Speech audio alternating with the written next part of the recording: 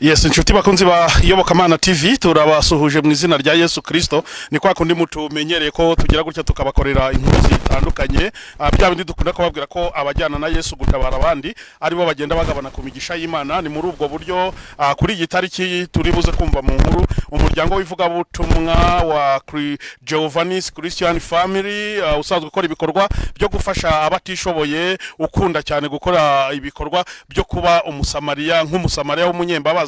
Niyo mpamvu kuri uyu munsi banyarukiye mu karere ka Gicumbi mu murenge wa Kageyo, maze bashyikiriza ubwisungane mu kwivuza imiryango 45. ni ukuvuga ko bafashije abantu 214 nk'uko umuyobozi w'uyu murenge tugiye kubiganira atubwira imbamutima ze nyuma yuko uyu muryango ukoreye iki gikorwa mu murenge ayoboye. Mwiriwe neza kandi muraho murakomeye. Yego muraho. Amakuru ni meza cyane. Wow, tubaha ikaze ku Iyobokamana TV. Murakoze kumpa ikaze.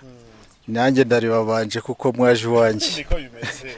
Amuratangira Ubundi nitwa Gahano Rubera Jean Marie Vianney, umunyamabanga nshingwabikorwa w'umurenge wa Kageyo, umwe mu mirenge igize imirenge 21 y'akarere ka Gicumbi intara y'Amajyaruguru.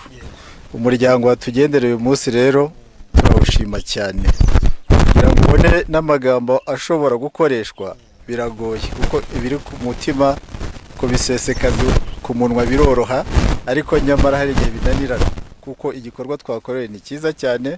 Imana yonyine niyo ishobora guhamya uburyo twishimye, ariko n'abaturage twari kumwe mwabibonye bishimye cyane kandi basabiye umugisha iki gikorwa. Twese nanjye nkabo turabubasabiye. Iyo mubona wenda umuryango nk'uyu nguyu wivuga butumwa utekereza gukora igikorwa nk'iki ngiki ukaza mu baturage kavuga ati reka dufashe nyine abantu batishoboye tubatangira ubwisungane mu kwivuza, kuko burya dore ko na roho nziza burya bavuga ko ikorera mu mubiri muzima, ni irihe somo babisigiye wenda andi madini n'amatorero abakorera nko mu murenge nk'uku nguku, ese nayo asanzwe abikora? Hari icyo mwabitubwira? Murakoze cyane. Ngira ngo igikorwa kigira neza harimo n'andi matorero abikora, ariko kuri uyu mwaka aba nibo bafashe iya mbere. Ubwo ni ukuvuga barabirembo ry'abandi baraza kureberaho, ariko nk'uko mwari mubivuze muri ya adage uvuga ngo minsi sani corpore sano iname sene dans un corps sain, icyo bagikoze byuzuza inshingano bafite koko nk'abemera Kristo, kuko muri Bibiliya biranditse ngo itorero ry'ukuri nirifasha imfubyi n'abapfakazi. Ngira ngo kuba bakoze inshingano yabo nk'abakristo, ngira ngo icyo twasaba nuko bateye ikirenge mu cya Yesu abakomereze muri ubwo buryo, ndetse azabahe n'ijuru nk'uko yariteganije. Murakoze cyane. Giovanni's Christian Family isanzwe ikora n'ibindi bikorwa bitandukanye byo kwita ku batishoboye nk'uko umwe mu bawuhagarariye turi kumwe agiye kuza abitubwira. Reka rero dutangire tumusuza kugira ngo tuze tumubaza adusobanurira byinshi nyine kuri uyu muryango ndetse n'ibikorwa bakora. Mwiriwe neza kandi mwiriwe kandi muraho. Yesu nashimye. Yesu nahimbazwe. Amakuru ni meza. Tubaha ikaze ku Iyobokamana TV. Murakoze cyane. Muratangira mwibwira abantu badukurikiye kugira ngo bamenye ngo ninde tugiye kuganira mu izina ry'umuryango wivuga butumwa wa Giovanni's Christian Family. Nitwa Rwagasore Majorité Jean Dodier, nkaba ndi umwe mu banyamuryango ndetse n'abayobozi ba Giovanni's Christian Family, nkaba nshinzwe ibikorwa bya sociale. Urumva ni nawe warukenewe rero.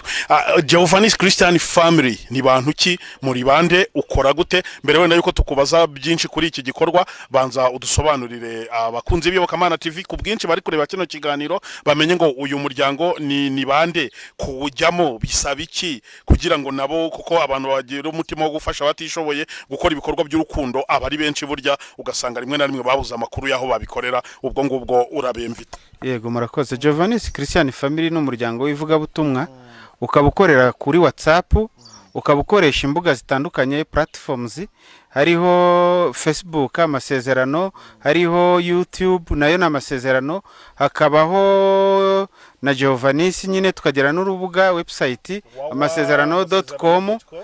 Tukaba tunafite n'ishuri rya Bibiliya ryitwa Promise Bible School.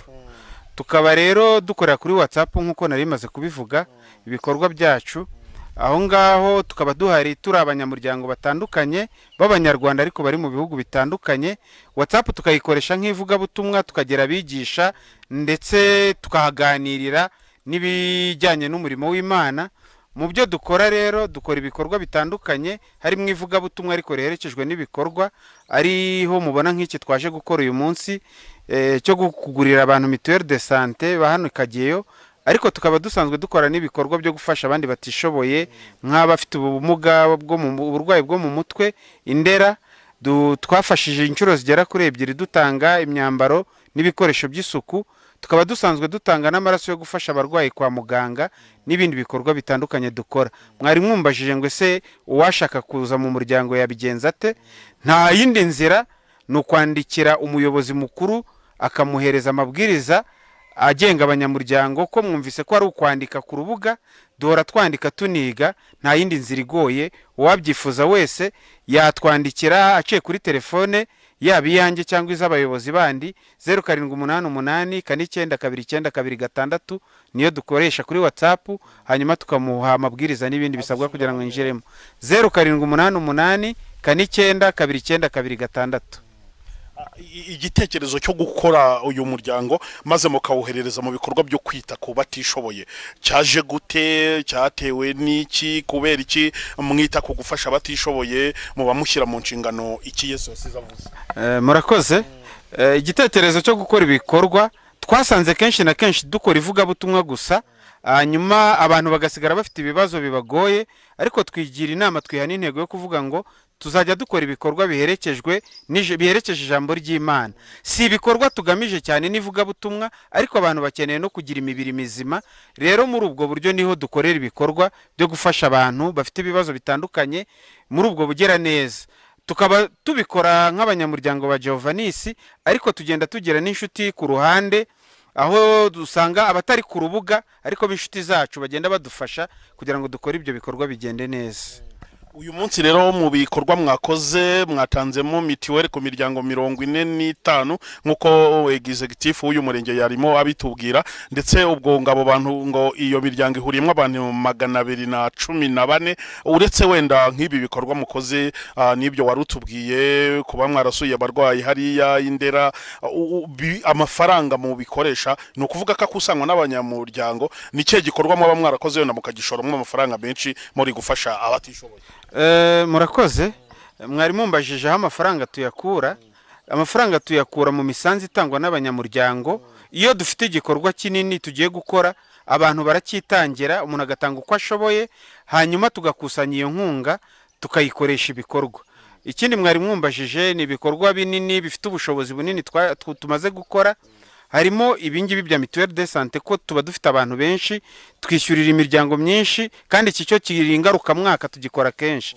Ariko twagiye dukora n'ibindi bikorwa, nko mu gikorwa twakoze muri corona hagati, ubwo abantu bari bafite ibibazo by'ubushobozi, dufatanyije n'abafatanyabikorwa bacu badufashije bari muri Korea y'Amajyepfo, twakusanyije amafaranga asaga 4.5 miliyoni tugaburira abantu, tubaha ibikoresho by'isuku.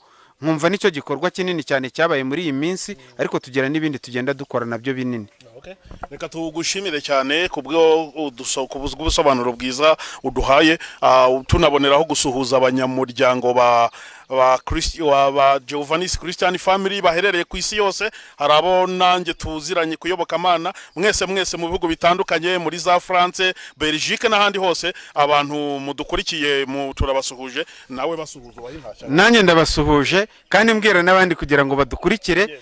Uyu munsi bace kuyoboka Mana TV barebe ibi bikorwa twakoze, bakomeze babakunde, ariko banakunda n'amasezerano.com na Promise Bible School, banasanga abagize umuryango wa Giovannis Christian Family. Tubahaye ikaze, karibu.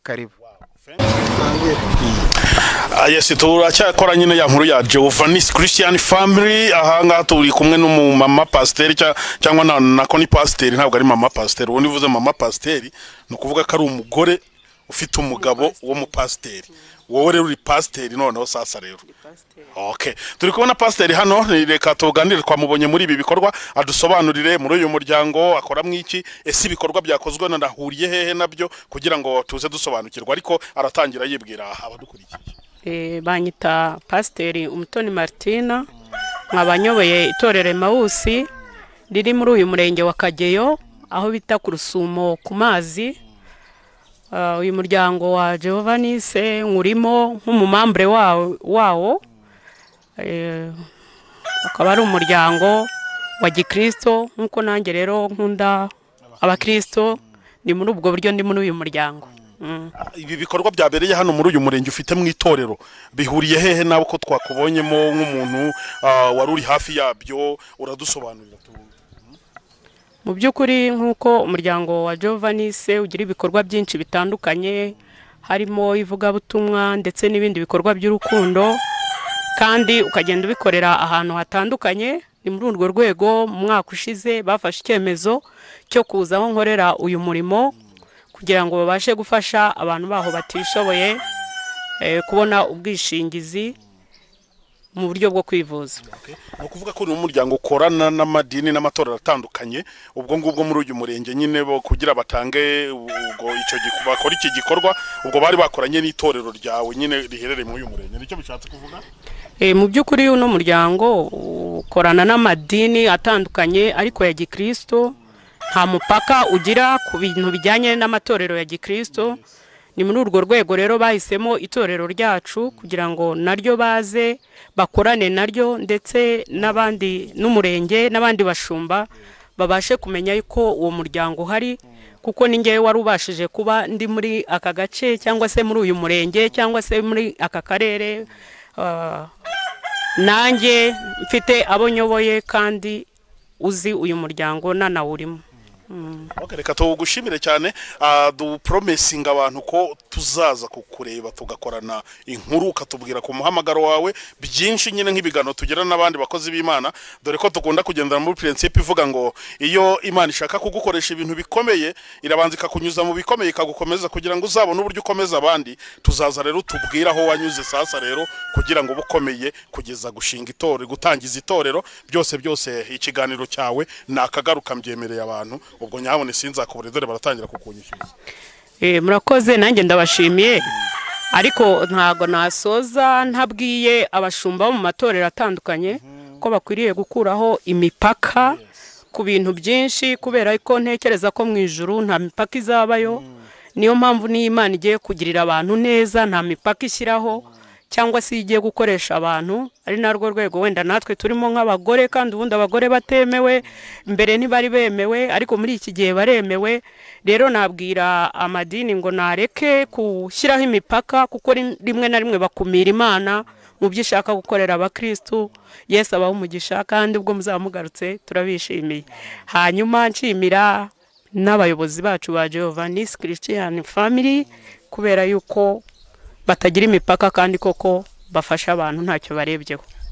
Ndashimira admin w'uyu muryango ni Dona aba mu Faransa, navuga ngo Imana izamumugisha cyane cyane ko ari nawe nabanje kumenya mbere yuko ninjira muri uyu muryango. Dona, aho uherereye aho mu Bufaransa, wumve yuko abanyamuryango b'umuryango watangije w'igitekerezo cyiza wagize bagushimira cyane, yewe n'abaturage bagiye bagushimira, ndetse n'Iyobokamana TV turagushimiye kuko ibikorwa ukora bifite ahantu bihuriye cyane n'intumbero y'Iyobokamana TV. Natwe dukora ivugabutumwa, ubundi dukunda kugenda muri principe ivuga ngo kora ndebe iruta cyane vuga numve. Urumva rero bifite ahantu bihuriye. Wakoze cyane kutuganiriza. Murakoze namwe. Mwiriwe neza? Yego. Amakuru ni meza. Yesu ashimwe. Yesu nahimbazwe. Uratangira wibwira abadukurikiye kugira ngo bamenye ngo ninde tujye kuganira. Amazina nitwa Vestina Uwanyirigira, ndi umumama w'abana 4 n'umutware, ntuye mu karere ka Gicumbi, umurenge ni Mutete, ariko nkora umurimo w'Imana ho mu murenge wa Kageyo, ari naho uyu munsi ubu ariho mpagaze. Uri umwe mu bantu bahawe ubwishingizi mu kwivuza mituelle de santé mu rundi rurimi, wabyakiriye gute? Niki wabwira bano bantu babatekerejeho maze bakaza kubagira abagenerwa bikorwa b'uyu murimo w'Imana cyangwa biki gikorwa cy'ubugira neza bakoze? Murakoze. Iki gikorwa cyanejeje cyane n'umutima wanjye, kuko ubu tuvugana nge umugabo wanjye arafunze, ndimo kwera abana 4 ndi ngenyine. Urumva kujya nzane uko ntanga ubwisungane mu kwivuza byari kumvuna, ariko uyu muryango Jovanise wamfashije cyane, wamfashije kubona ubwisungane mu kwivuza. Ubu ngiye kwicara abana banjye barihiriye nanjye ndihiriye, ngize ikibazo cyo kurwara nabona uko nivuza kandi binyoroheye. Reka tugushimire cyane. Namwe murakoze. Ntabwo turi nawe nije ifasha abantu, oya yenda mutazajya munatubona ati ni wa muryango ufasha abantu. Twebwe ntabwo turi aberereje ufasha abantu, tubikoze kuko ari umuhamagaro. Twe twiga ijambo ry'Imana ariko ijambo rishingiye ku mirimo. Muri abarokora benshi siko bimeze. Byaba bibabaje wirirwa wiga ijambo, wiga gukora neza ukanabyigisha abandi ariko wowe utabikora. Muri kubyumva?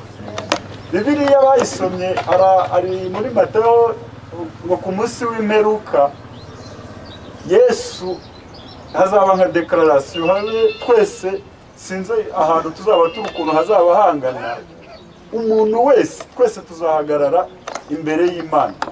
Noneho Yesu ngo ajye nka hariya ahagarare, azaducamo ibyiciro bibiri. Bamwe azabashyira iburyo bwe, abandi abashyira ibumoso bwe.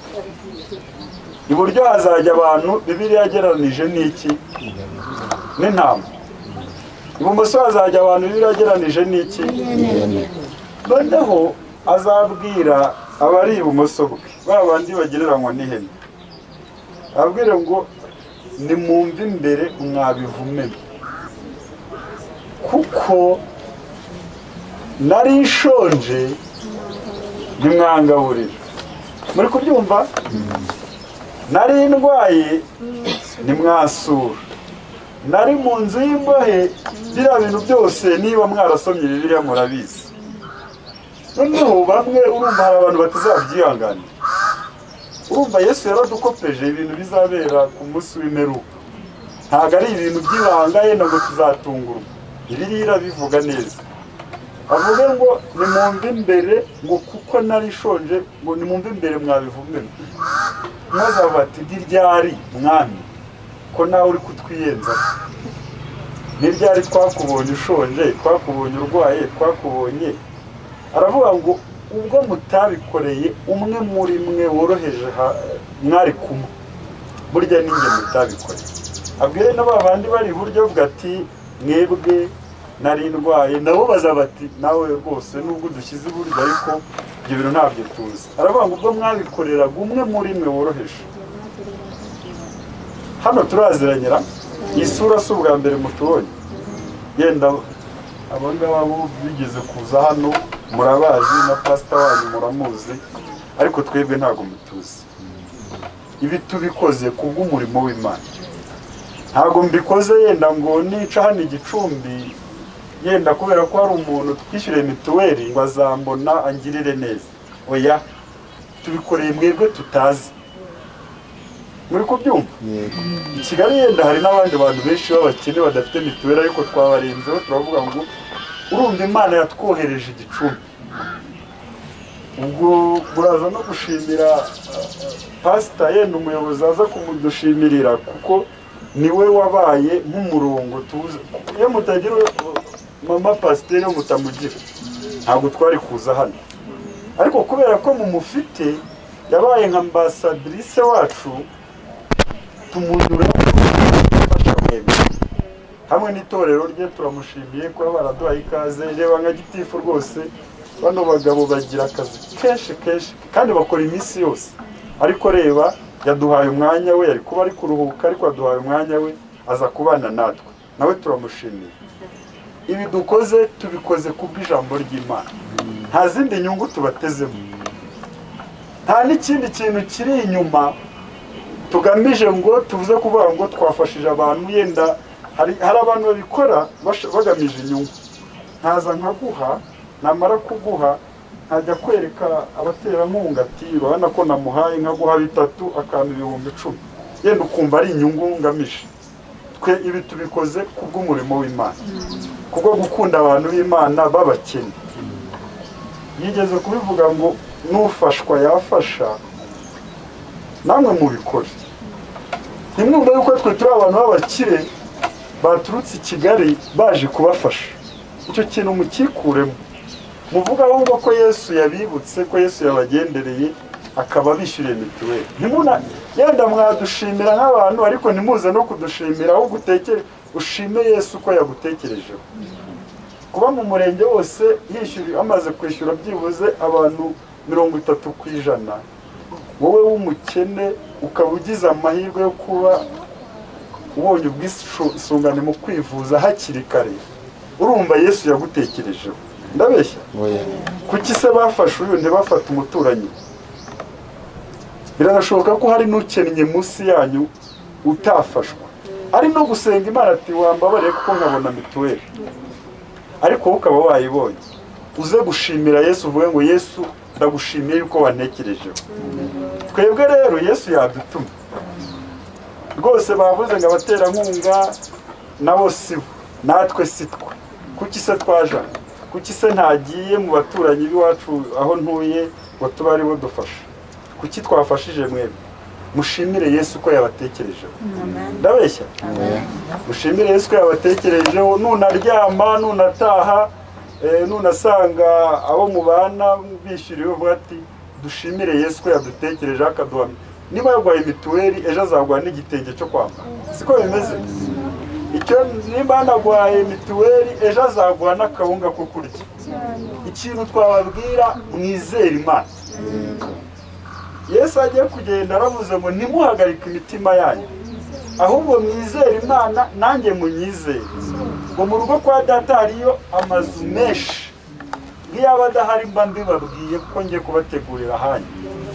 Rero ikintu nababwira mu magambo menshi twavugiye hano, ndagira ngo mbabwire ngo mwizere Imana. Imana ishimwe cyane. Mwizere Imana mu bukene bwawe, mu bushobozi bukeya bwawe ufite, wizere Imana.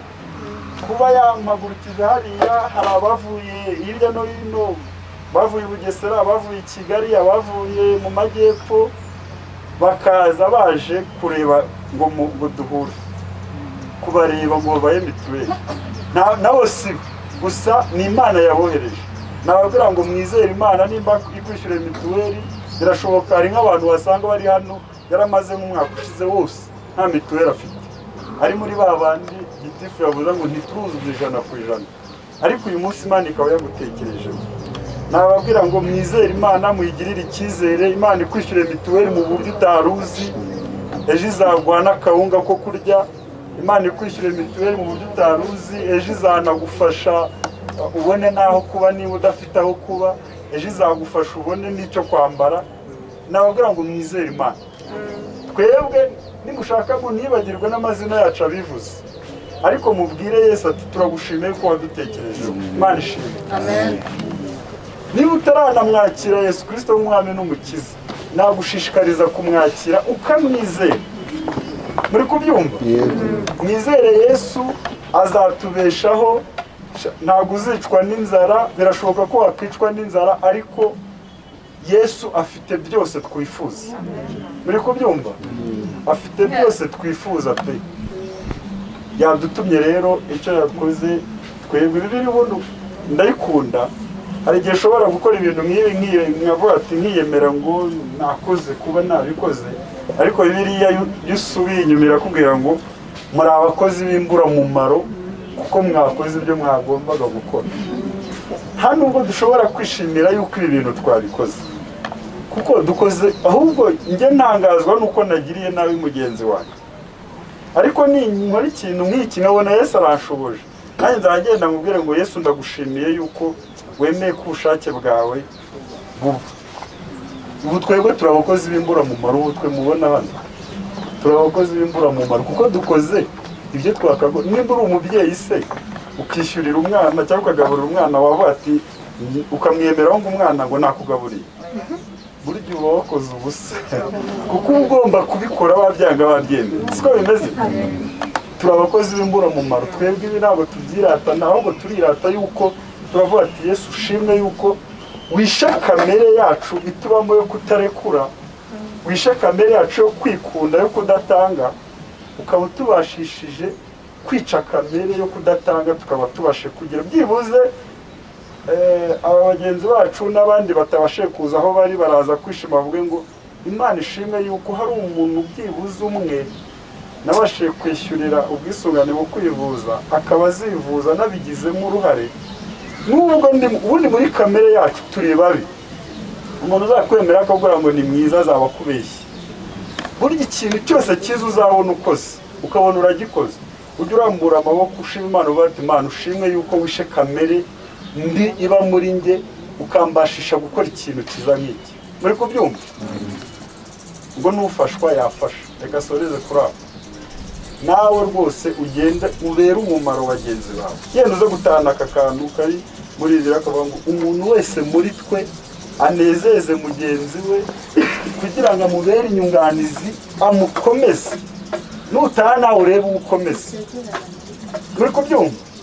Niyo waba ufite ibiro 5 by'ibishyimbo nawe uze kuvuga ati kanaka umuturanyi wanjye arashonje nanjye reka muhe.